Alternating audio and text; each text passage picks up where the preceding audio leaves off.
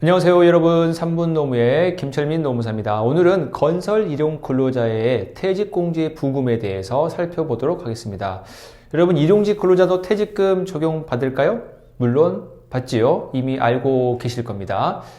그런데 이 퇴직금을 받기 위해서는 한 개의 회사에서 1년 이상을 근로해야 됩니다. 근데 일용직 근로자의 특성상 30년 동안 건설 현장에 일을 했다 하더라도 이 30년간 예를 들어 60개의 회사를 거치면서 1년 이상 근로한 회사가 단 한 개의 회사도 없는 일용직 근로자일 경우에는 퇴직금이라는 것을 한 번도 경험해 보지 못할 수도 있겠죠. 이건 무슨 말이냐면 일용직 근로자의 노후 생활과도 연계가 됩니다. 따라서 정부에서는 정책적 법안 발의를 통해서 퇴직공제부금이라는 제도를 신설하였고요. 이 퇴직공제부금을 통해서 일용직 근로자일 경우에도 퇴직금이라는 제도와 비슷한 사회적인 보장책을 부여하자라는 차원이 바로 우리가 오늘 살피고자 하는 퇴직공제 부금이 되겠습니다. 특정한 일용직 근로자에 대해서 저희가 예시로 한번 살펴보도록 하겠습니다. A라는 현장에 근로한 일용직 근로자가 있었습니다. 이 일용직 근로자, 그리고 B라는 현장에 일정 기간 A 현장에서 이후에 B라는 현장으로 이 일용직 근로자가 또 이동해서 근로를 하게 됩니다. A라는 현장, B라는 현장, 퇴직공제부금 가입 대상 여부를 저희가 살피기 위한 건데요. 퇴직공제부금은 모든 건설 현장에서 근로하는 일용직 근로자면 다 적용되는 건 아니고, 민간공사일 경우에는 공사 금액이 50억 이상의 공사, 그리고 광급공사일 경우에는 1억 이상의 광급공사 현장에서 근로하는 일용직 근로자일 경우에 퇴직공제부금 가입 대상이 됩니다. 예를 들어서 A라는 현장이요, 민간공사인데 60억에 해당하는 공사를 시행했고요. B라는 회사는 40억이었다. 민간공사인데, 그러면 이 동일한 근로자가 B라는 현장에서 근로했을 때는 퇴직공제부금 혜택을 못 받는 거죠. 자, 그러면 A라는 현장에서 근로했을 때 퇴직공제부금 혜택을 받는다라는 것은 무슨 내용이냐? 이 내용을 좀 더 구체적으로 살펴보면요.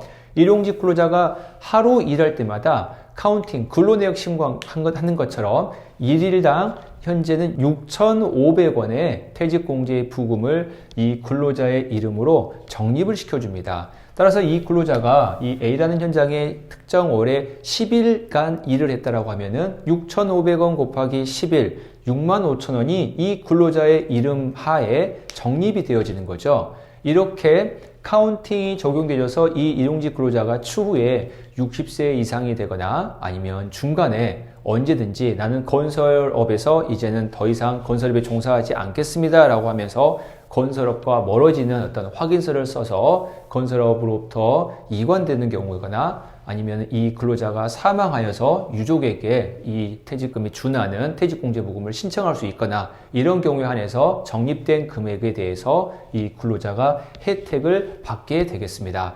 여러분, 이러한 퇴직공제부금은요, A라는 건설회사가 근로자에 대해서 신고하고 납부해 주겠죠. 그런데 최종적으로는요, 이 A라는 회사의 건설사에 발주하는 발주처가 있었겠죠. 이 발주처가 부담하는 금액입니다.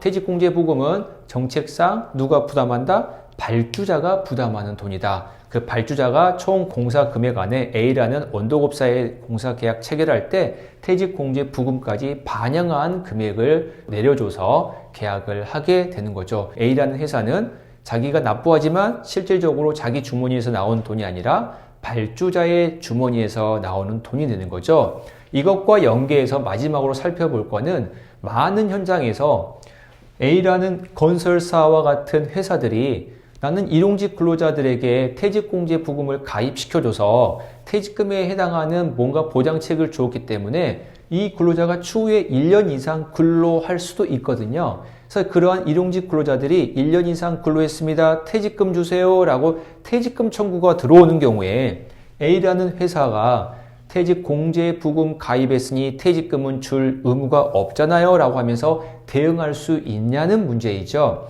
이게 문제가 많이 됐습니다. 근데 현재 대법원의 판례까지 통과된 개념을 보게 되면요, 퇴직공제부금과 그리고 근로자 퇴직급여 보장법에서 말하고 있는 퇴직금과는 전혀 다른 제도이다. 그 두 번째로 나아가서 퇴직금이라는 거는 이 근로자를 고용한 사업주가 부담하는 돈이지만 퇴직공제 부금은 사업주가 아닌 발주자가 부담하는 별도의 금액이다. 따라서 어느 일용 근로자에 대해서 퇴직공제 부금을 가입했다 하더라도 그 근로자가 1년 이상 근로하여 퇴직금 지급 청구권이 발생했다라고 하면은 퇴직공제 부금과 별도로 법정 퇴직금도 지급하여야 한다는 게 법적 해석입니다. 이 부분을 참고하시면 되겠습니다. 감사합니다.